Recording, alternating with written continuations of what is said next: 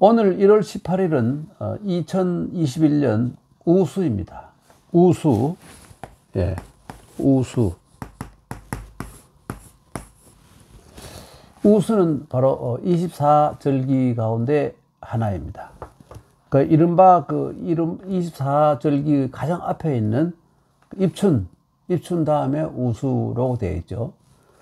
여러분 입춘이라는 할 때 이 설립자 입춘 할 때 입은 서다는 뜻이 아니라 시작하다는 뜻입니다.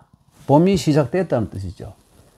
그러니까 한자에는 한 글자가 여러 가지 이 의미와 발음이 있습니다. 이 점을 항상 신경을 써야 되는 것입니다. 1년 12달에 각각 2개의 절기가 들어있습니다. 예, 음력 정월에는 입춘과 우수가 있고요. 2월에는 경칩과 춘분이 있죠. 3월에는 청명, 고구가 있습니다. 12월에는 소한, 대한. 그러니까 입춘에서 시작해서 대한으로 끝나는 것이 24절기입니다. 이것은 사실 농업시대의 유산일 뿐만 아니라 이 농업의 중심지가 중국 화북 지역이었기 때문에 그 화북 지역의 이 기후와 기온을 중심으로 한 것이어서 우리나라의 이 기온과는 맞지 않는 것이 적지 않은데 전 국민이 사용하는 대부분의 달력에 꼭 표시가 되고 있는 지금의 현상은 어쩌면 좀 기현상이라고 할 수도 있습니다. 이 문제에 대해서 조선 후기에 실학자들이 이미 지적한 바도 있었습니다. 그런데 이 청명, 고구, 처서, 백로, 한로, 상강, 소설, 대설 이런 단어들이 상당히 어떤 의미에서는 시적인 정감이 들어있어서 쉽게 버리지 못하고 있는 유산이 된 것이 아닌가 생각이 됩니다. 청명, 고구, 처서, 백로, 한로, 상강, 소설, 대설 참 시적인 느낌이 들죠. 이 24절기가 처음 성립된 시기는 바로 기원전 206년에서 기원전 23년까지 전속되었던 서한 그리고 서한 초기에 이러한 기록이 나오기 시작합니다. 완벽한 24절기가요. 이것은 여러분이 잘 아는 회남왕 유안이라는 사람이 약자로 쓰면 유안이라고 쓰죠. 회남왕 회남왕 회남은 오늘날의 강서 지역이죠. 그런데 회남왕 유안이 식객들과 함께 과거에 진시황 때 여부리가 식객들과 함께 편찬한 여시춘추 아주 중요한 책이죠. 이것을 모방해서 책을 한 권 만들었습니다. 그것을 후세에는 이것을 회남자라고 부르는 책인데요. 회남자라고 부르는 책입니다. 이 책에 처음 24절기에 대한 기록이 나옵니다. 다만 순서가 우리가 아는 입춘, 우수, 경칩, 춘분이 아니고 입춘, 경칩, 그리고 우수, 춘분 이런 식으로 되어 있어요. 그리고 청명, 고구가 아니고 고구, 청명으로 또 이렇게 되어 있습니다. 그런데 이 박학 다시 가신 다산 정약용 선생은 이미 이를 알고 계셨어요. 한서를 살피고 이것도 회남자를 읽으신 것이죠. 지금 순으로 고쳐진 것은 1645년 상당히 뒤죠. 1645년 우리나라로 치니까 바로 조선 인조 때로 되어 있습니다. 이때부터 오늘날 우리가 사용하는 순서 그대로 되어 있습니다. 여러분 아까 말씀드렸습니다. 회남은 오늘날의 강서성이고 강서성이고 또 그리고 이 유안은 바로 유안은 한고조 유방의 손자입니다. 학문을 아주 좋아해서 했습니다. 학자도 좋아했습니다만은 또 야심가기도 해서 결국은 반란을 꾀하다가 발각돼서 자살을 하게 되는 그러한 삶을 산 사람입니다. 하여간 회남자라는 책은 남겼죠.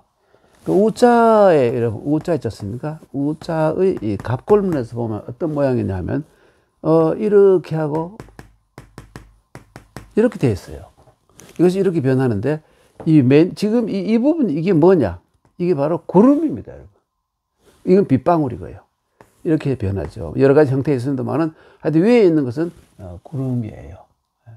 구름은 뒤에, 이렇게 쓰기도 하죠. 이게 바로 뒤에 이렇게 변하기도 합니다만은, 이때에는 여기 한 1획으로 해가지고 구름의 뜻으로 되어 있습니다. 숫자는 여러분, 이렇게 되는데, 갑골문에 보면 이렇게 되는, 이거는 센 물줄기, 큰 물줄기고, 여기는 또 작은 물줄기, 파랑이 이는 모양이 강이 흘러가는 모양이 바로 수죠. 그런데 하여튼 이 비라는 거,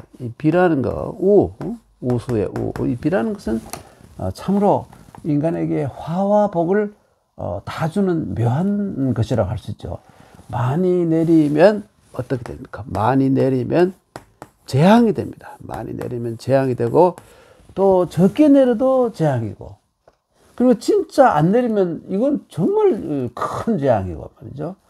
여기 제자 이거 있죠. 이것이 바로 비가 너무 많이 와서 이 물이 이렇게 흘러가지 않고 물이 옆으로 치고 나간다는 것은, 뭐냐면, 물이 원래 이렇게 흘러가야 되는데, 이 어마어마한 땅덩어리, 이게 엄청난 큰 땅덩어리가 물에 잠기고, 탕류에 막 휩쓸려 가지고, 여기 있는 수많은 이 논밭과 집이 막 엉망이 되는 상태, 이걸 그린 글자가 요 부분입니다, 여러분. 요거는 불이죠. 그게 수재, 화재, 재앙, 그죠? 재앙, 물의 재앙, 불의 재앙, 이게 합친 것이 이 제자예요. 요즘은 이렇게 쓰기도 합니다만은, 이거 똑같은 글자입니다. 예, 그러니까 이 윗부분이, 이 제자의 윗부분이 바로 홍수를 뜻하는 것이죠. 홍수. 예. 그런데 비가 안 오면 옛날에는 반드시 기우제를 지냈습니다. 그래서 과연 기우제를 지내면 하늘에 있던 신이 혹은 하늘이나 혹은 신이 감흥을 해서 비를 내리는 걸까요? 네. 옛날에는 그렇게 믿어서 의심하지 않는 사람이 참 많았습니다. 그래서 우리나라에서도 보면 왕들이 항상 기우제를 지내죠. 그런데 사이언스가 정말 눈부시게 발전한 현대에는 이것을 거의 믿는 사람이 거의 없죠. 네. 그런데 놀랍게도 2300년 이전에 전에 그 중국 고대 사상가인 여러분 순자 아시죠? 순자. 이름은 순경이죠. 순경인데 순자는 이러한 사실을 전혀 믿지 않고 있었어요. 네. 그는 뭐라고 말해? 이렇게 말합니다. 이렇게 드리겠습니다. 기우제를 지내니까 비가 온다? 네. 기우제를 지냈더니 비가 온다? 왜 그럴까? 그거 별거 아니다. 왜 그러냐면 기우제를 지내지 않아도 비가 오는 것과 같아.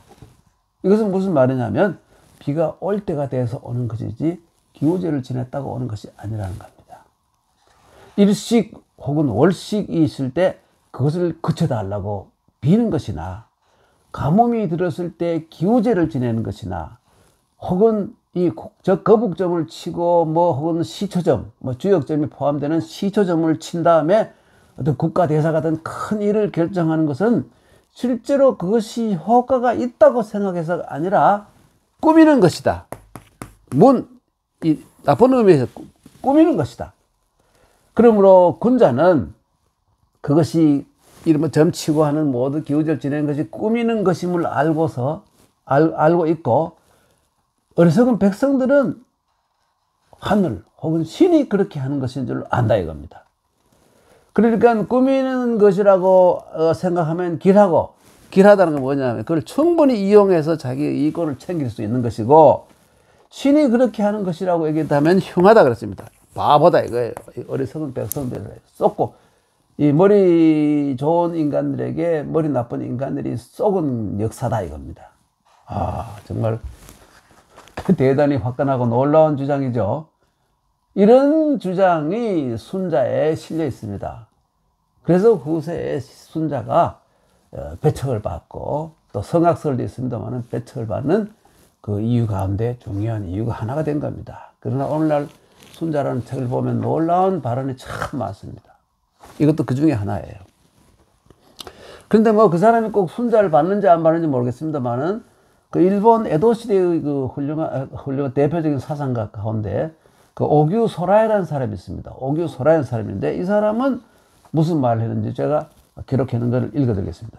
귀신이라든지 혹은 점을 친다든지 혹은 예언을 한다든지 이런 것들은 이른바 지도자, 성인의 나라를 통치하는 방법으로서 어리석은 자를 다루는 방법 가운데 하나이다.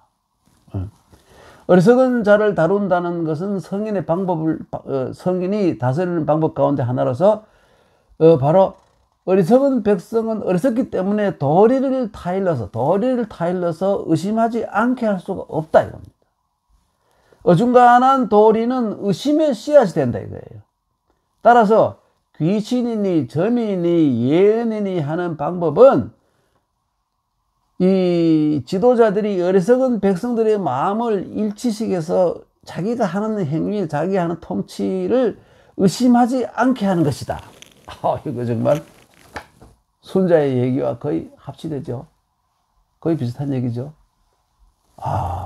이 두 분 다 유학을 하는 사람인데 유학을 하는 사람 가운데서도 이런 생각을 하는 사람들이 있었다는 거, 그 우리나라에서는 잘 몰랐어요. 네, 오늘은 우수 두 글자가 가운데서 우자가 엉뚱한 방향으로 흘러가서 이상한 말씀을 올리게 되었습니다. 네, 오늘은 이걸로 그치겠습니다. 감사합니다.